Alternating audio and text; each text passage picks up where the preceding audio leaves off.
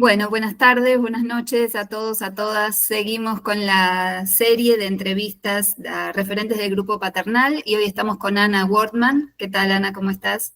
¿Qué tal, Raquel? Un gusto. ¿Cómo estás? Igualmente. Ana es socióloga, es profesora universitaria y es sobre todo especialista en este ancho mundo de la cultura, que ahora vamos a intentar dilucidar un poco de qué se trata qué decimos cuando hablamos de cultura.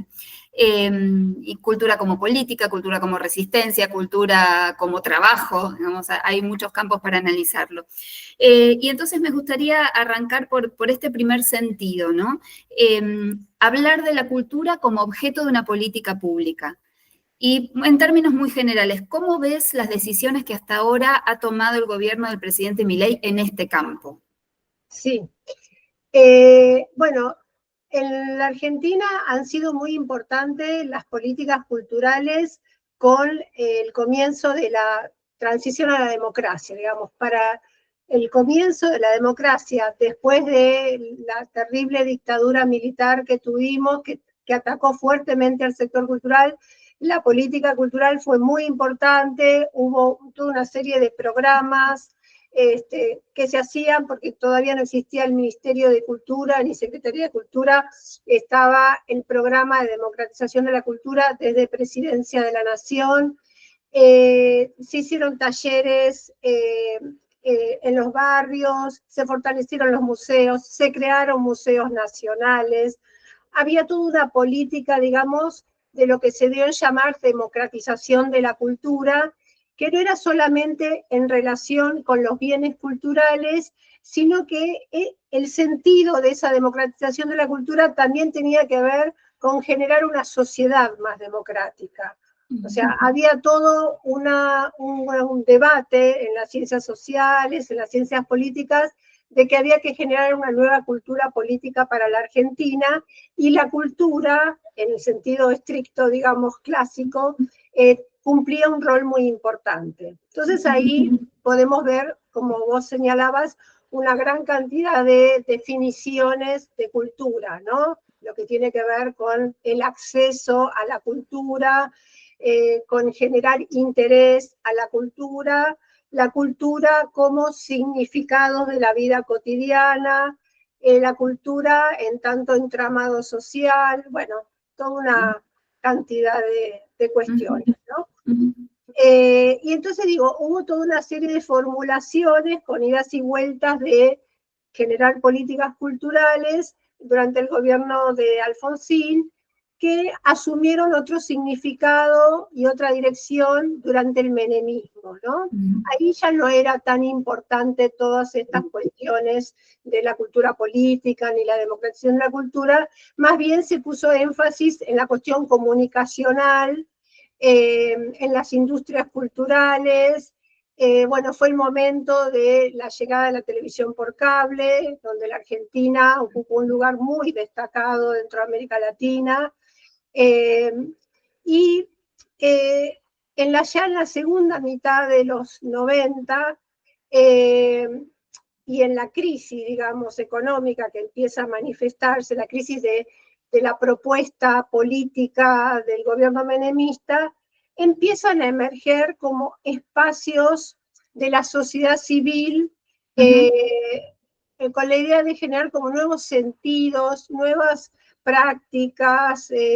Hubo toda una emergencia que se manifestó mucho en el 2000 y el 2001, de centros culturales autogestivos. Eso fue una cosa muy fuerte, donde ahí se recupera lo que había pasado en el comienzo de la transición democrática, pero también uno puede rastrear eso hacia principios del siglo, digamos, ¿no? Como un resurgir de lo autogestivo, ¿no? De una cultura, bueno, no tenemos nada, pero tenemos cierto capital cultural, estamos en crisis económica, nos quedó la casa de la abuela, y ahí armamos un centro cultural. Hubo mucho de eso en el 2000, 2001, durante un tiempo largo, ¿no?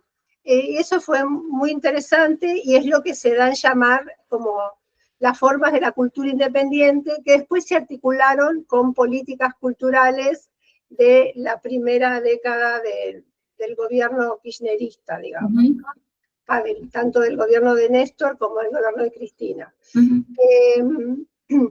Y bueno, ahí hay todos unos vericuetos que se va a hacer un poco largo, pero uno podría decir que en la segunda parte, digamos, en el gobierno de Cristina, empiezan a aparecer justamente en un contexto de cierto debilitamiento de la legitimidad política del gobierno de Cristina, empieza a aparecer esta idea que parece que fuera de Milei, pero ya tiene algunos años, que es esto de la batalla cultural. Ajá. Este concepto de batalla cultural, y esto aparece en un momento de crisis de legitimidad del gobierno de Cristina hacia el 2008, en el contexto de la crisis económica, Sí. de haber perdido las elecciones en la Cámara de Diputados, del el comienzo de la presencia de la derecha vía el PRO, y el conflicto con el campo. Ahí aparece como una polarización en el discurso y se habla de batalla cultural, ¿no? Sí. Hay que ganar la batalla cultural, sí. Nosotros somos el pueblo, ellos son, digamos, esto que fue parte del segundo gobierno peronista reaparece en este momento como una forma combativa, como una manera de reafirmarse, etc. Y es ahí, en ese contexto, donde se crea el Ministerio de Cultura, porque hasta ese momento no había Ministerio de Cultura. Y hay toda una serie de cuestiones vinculadas con el resignificar la historia. Sí. Se crea el Instituto Dorrego en el 2014. Aparece el grupo de intelectuales Carta Abierta. Bueno, hay toda una serie, digamos, de movimientos dentro del campo cultural, el campo intelectual, como de intervenir, y ahí aparece como una cierta identificación de una parte del intelectual y artístico con el gobierno de Cristina Kirchner, ¿no? Sí, ahí digo, hay una convivencia de seguir interviniendo en políticas culturales. No hay que dejar de lado que, bueno, por ejemplo, en Neuquén se creó el Museo Nacional de Bellas Artes, que no existía, con obra del Museo de Bellas Artes que estaba como oculta, digamos, o no estaba en exhibición. Hubo mucha mejora en otros espacios, pero lo que se hacía, como por ejemplo la fiesta del Bicentenario, tuvo que ver mucho con esta idea de intervenir con la cultura para fortalecer la legitimidad política, ¿no? Y por eso se decía que esa fiesta, a diferencia de lo que fue la fiesta del centenario de 1910, que era mostrar la Argentina hacia afuera, acá era mostrar la Argentina hacia adentro, como para fortalecer y para mostrar una Argentina que no era solamente constituida por identidades de descendientes europeos, sino que había otras identidades afro, identidades de los pueblos originarios.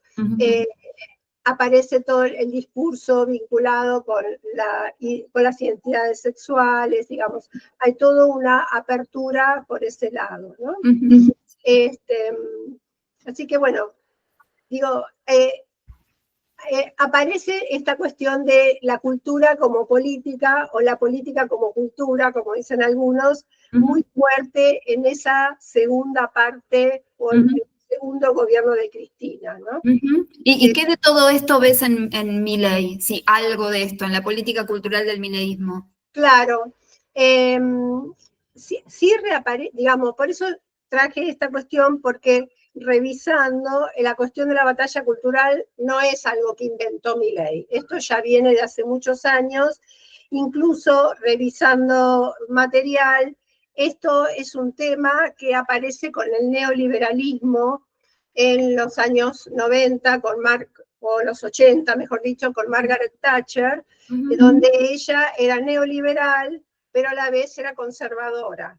Y en los Estados Unidos también aparece el concepto de guerras culturales, más que de batalla cultural, pero Cultural Wars aparece mucho en ese momento, y era también como un enfrentamiento con los sectores culturales críticos, con la contracultura de la década del 60, del 70, que como que ponía en cuestión la sociedad capitalista y hacía referencia a otras identidades, etc. Esto aparece mucho en Estados Unidos, en Inglaterra. Hay también ahí una disminución del financiamiento a la cultura, tanto de las fundaciones norteamericanas como de Inglaterra en el propio sector cultural.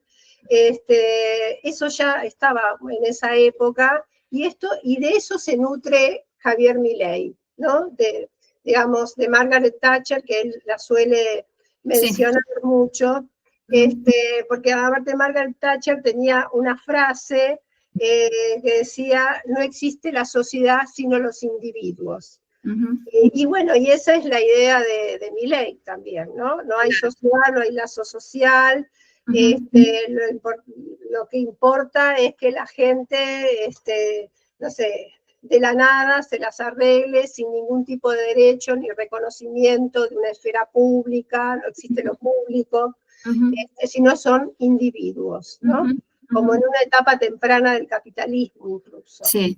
Y eso tiene Javier Milei como una manera de enfrentarse al kirchnerismo.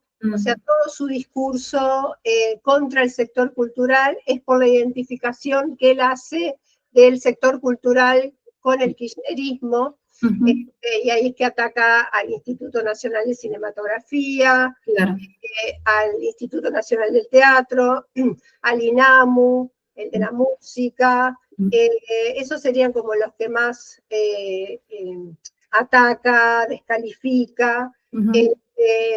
La música es esta cuestión de lo que siempre señala él contra Lali Espósito, que dice que es Lali Depósito, o María Becerra, María Banco Central de la República Argentina. Bueno, todas estas afirmaciones que él hace es por esa identificación que él ve de estas, que son mujeres además, identificación de estas artistas, cantantes, mujeres con el gobierno anterior. Y además hay, digamos, en los gobiernos autoritarios, y esto lo estaba pensando en relación a, a la proximidad de un nuevo aniversario del golpe militar, también la dictadura militar fue muy dura, o sea, fue muy dura con todo el sector cultural, exilios, desapariciones, asesinatos, pero es muy explícito el ataque al sector musical y a los cantantes. La cantidad de canciones prohibidas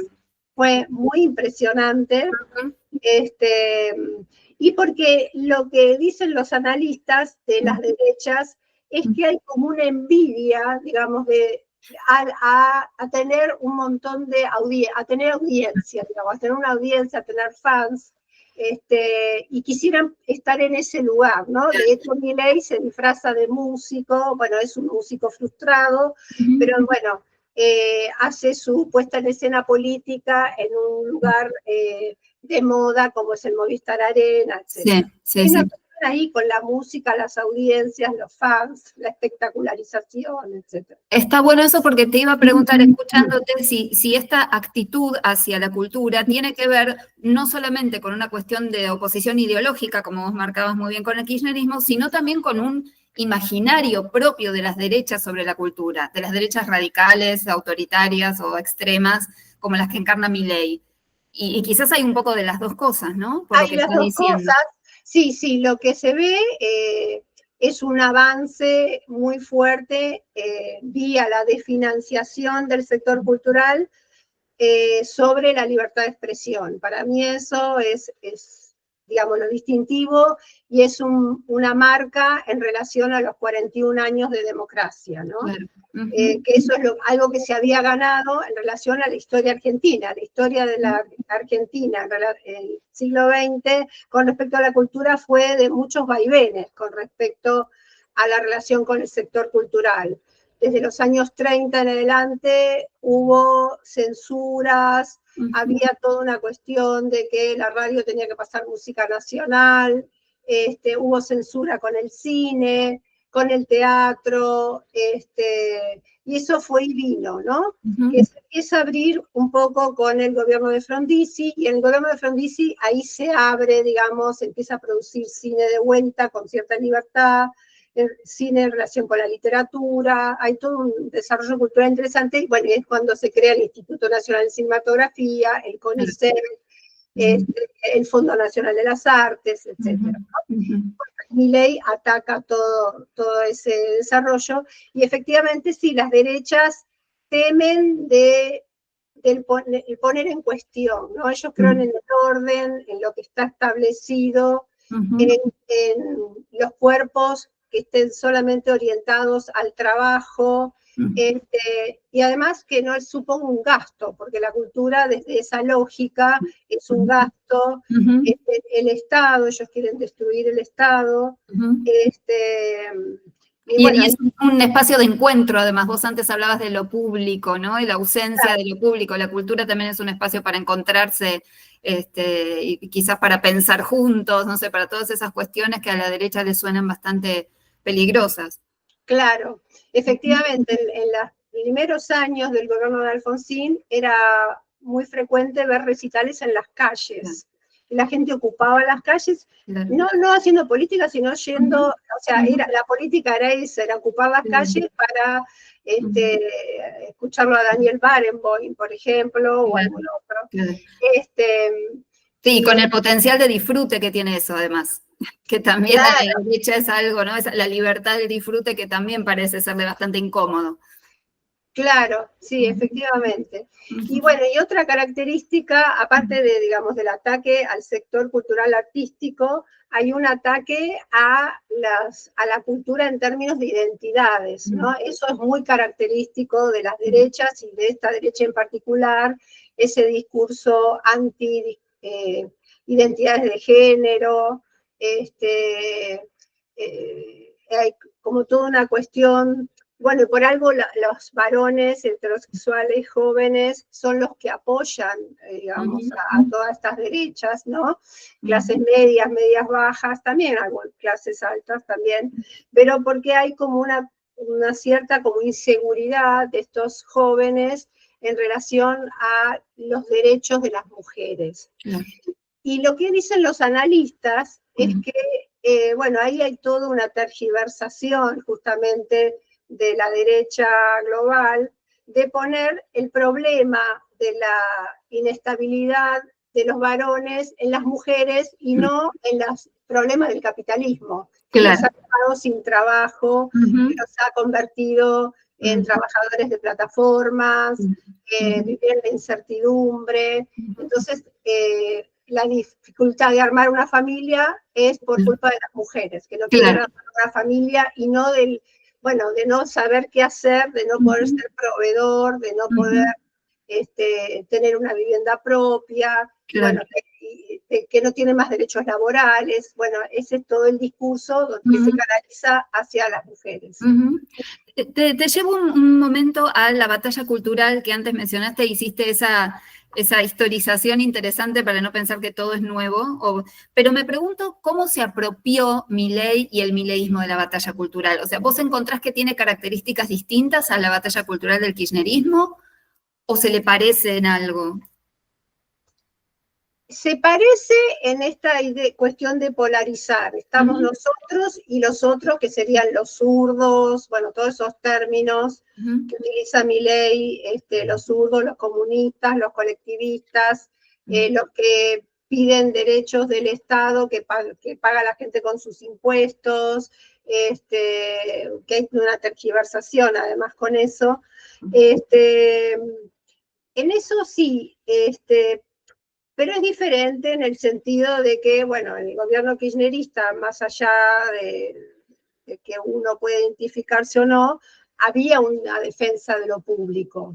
Eso estaba garantizado, ¿no? Claro. De que el Estado tenía que intervenir frente a las consecuencias negativas del capitalismo. O sea, si hay alguien que está durmiendo en la calle, bueno, algún tipo de política social, aunque no sea lo mejor, se generaría. Acá no hay idea de política social, no hay idea de política de salud mental, es todo un problema de seguridad, ¿no? Que esto es lo que se ve mucho en la ciudad de Buenos Aires.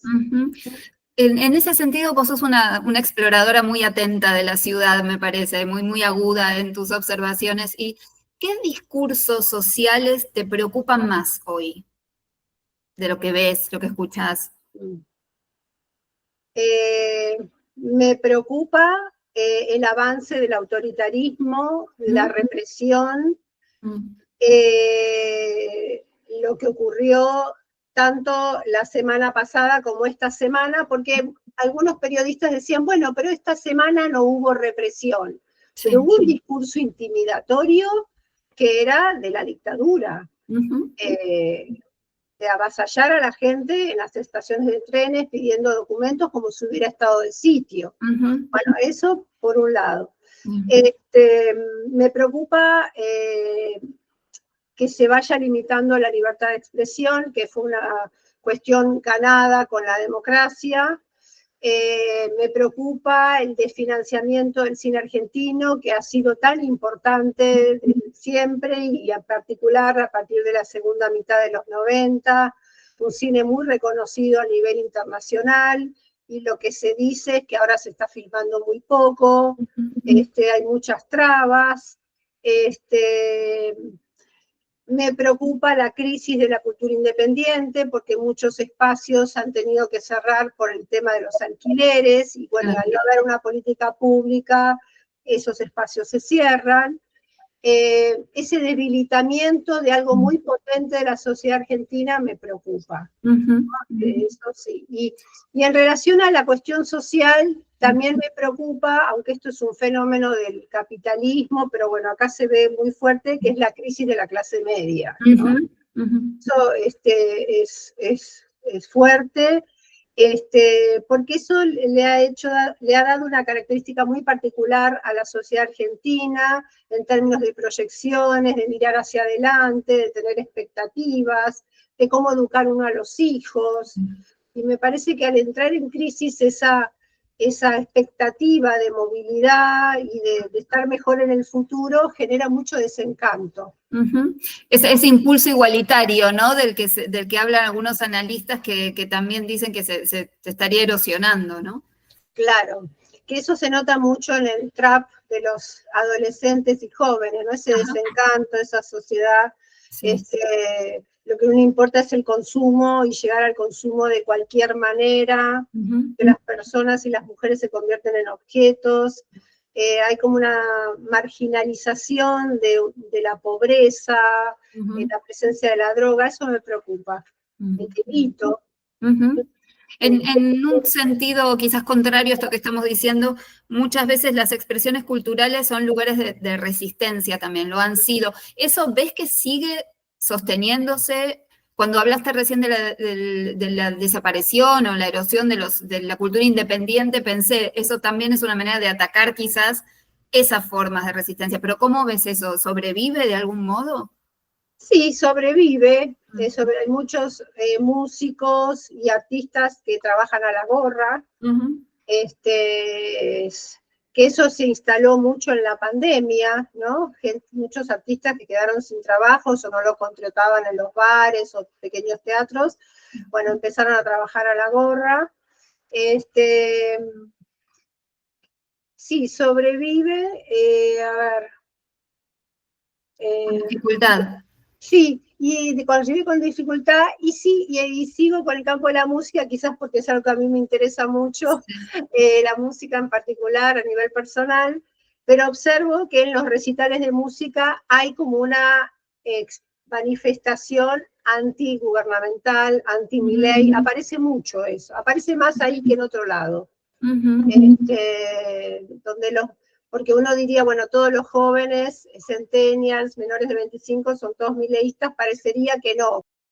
Por ahora viene del desencanto más que de cierta proyección al futuro, o hay algo en ese mundo que vos conocés de la música y de los más jóvenes, hay algo de esperanza, me animo a decir con mucho cuidado. Sí, una esperanza limitada, o por lo menos el deseo de tener esperanza. Hay desencanto, hay frustración. También depende, no toda la escena musical es igual, hay diferencias, incluso en el mundo del trap, ¿no?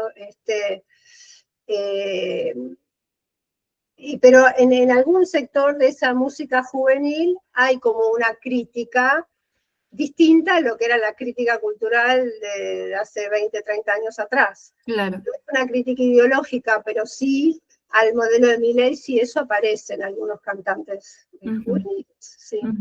Sí. Bien.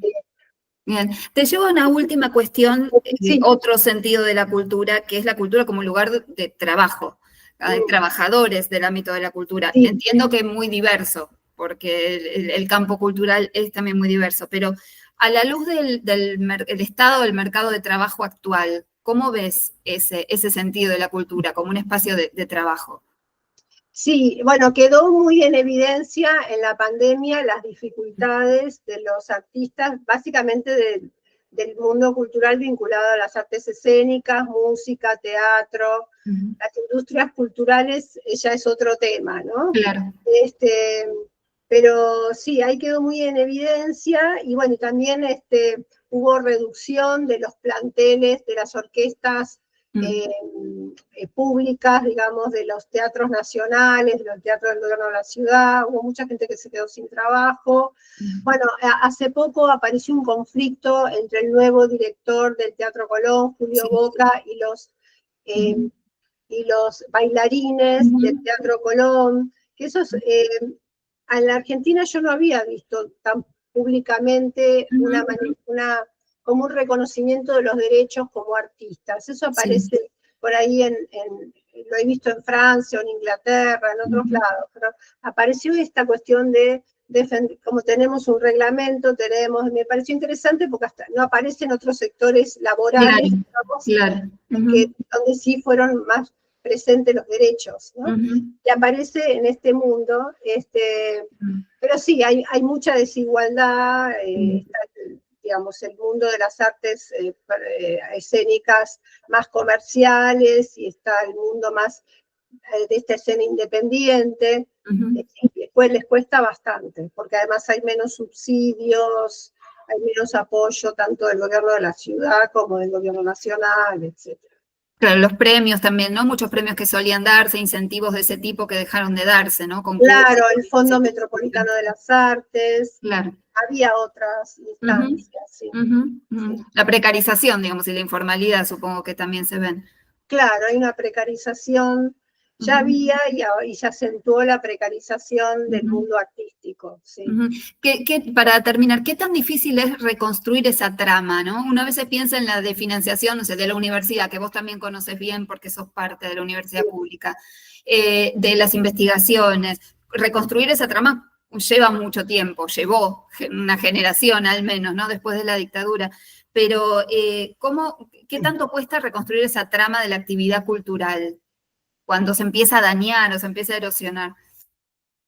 Y va a llevar un tiempo. De todos modos es interesante porque yo en las últimas movilizaciones, incluso la movilización por el presupuesto educativo, el presupuesto universitario, vi muchísimos estudiantes de las universidades de arte, que eso por ahí años atrás no existía. Cierto. Eran muy numerosas las movilizaciones, o sea, como que hay, no tengo los datos concretos, pero hay un porcentaje importante de estudiantes universitarios que estudia, a pesar de la mercantilización social, estudia carreras de arte, estudia danza, estudia teatro, producción audiovisual. Hay muchos jóvenes que están en eso. Y eso me da cierta esperanza. Hay como una cosa de creatividad, hay está difícil, ¿no? Ujú. Está difícil. Ahora, es interesante lo que marcas como un lugar para cerrar también con cierta dosis de miremos al futuro con alguna esperanza porque hay cosas que siguen, ¿no? Formándose, Sí, creándose, autogestionándose, sí, y es posible que hacia adelante de eso surja algo, sí, sí, algo para sí, reconstruir, ¿no? sí, lo que sí se ve que atacadas son las ciencias sociales. De hecho, Ujú, bueno, todo el discurso de la derecha y de los libertarios es contra las ciencias sociales explícitamente. ujú. O sea, van contra el CONICET, pero no es solo el CONICET, sino las ciencias sociales en general, porque hay parte de las ciencias sociales que no tienen nada que ver con el CONICET. Claro, Y hay como una idea que es de acá y que era de Bolsonaro muy fuertemente, de que en las universidades públicas se adoctrina. Por eso ese de financiamiento a la universidad. sí. Este, Bueno, es parte de la batalla cultural, si queremos verlo así claro, también, ¿no? Digo, en Estados Unidos fue así claramente, contra ciertas universidades, ¿no? claro, contra ciertas universidades, Ujú. y como que esos intelectuales, esos artistas empiezan a ocupar espacio en la escena pública, ¿no? Claro, Eso es lo que la derecha no quiere, quieren claro. eso es lo que controlen Ujú, la esfera pública, la ujú, palabra pública sería. ujú. Bien. Bueno, muchas gracias, Ana. Bueno, gracias por la entrevista.